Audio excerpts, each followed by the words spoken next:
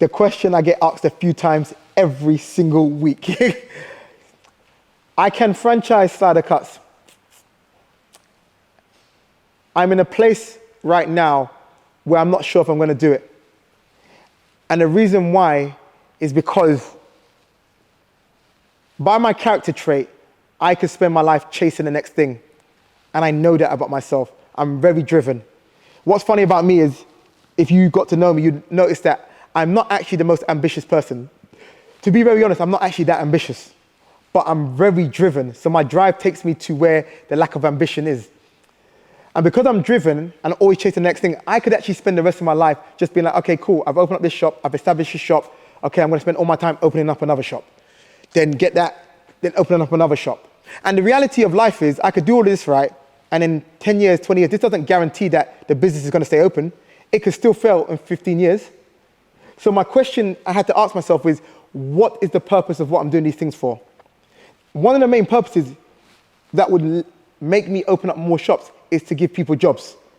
It's not actually about money. If I was to open up more shops, it's the ability to give people jobs.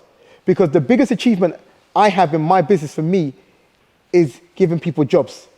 Because in an economy, especially where people are, losing jobs, businesses are closing down, I feel honored that I'm able to give people jobs. Even when we came out of lockdown, I gave everyone a raise. I hired new people. Because I remember saying, do you know what?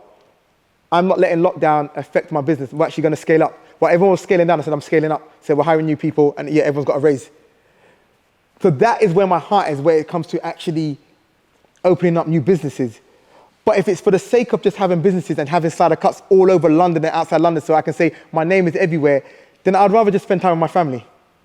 Because that actually means more to me.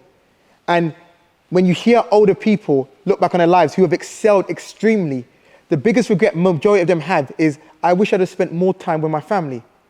I wish I'd have spent more time with my kids. And hearing all those things there, I'm just like, I've worked hard for the last 12, 15 years of my life. I've worked hard to get myself into a position now where I'm running a business that's successful.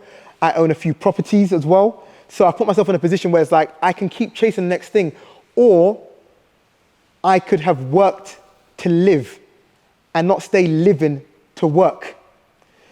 So the reason why I might not do all of these things is because I want to have a balance, that I'm involved in my children's lives, I'm involved in my wife's life, and we're living a balanced life. We're working and we're playing. Because everybody says I'm working to live, but at what point do you start living? Because I'm 37 years old now. At what point? Would it be when I'm 45? Would it be when I'm 55? Would it be when I'm 65? So it's important to stop and just assess yourself and say, what do you actually want out of life? And that's the reason as to why I'm not sure if I'm going to do all of the branches and all of the things there, which I know I can do.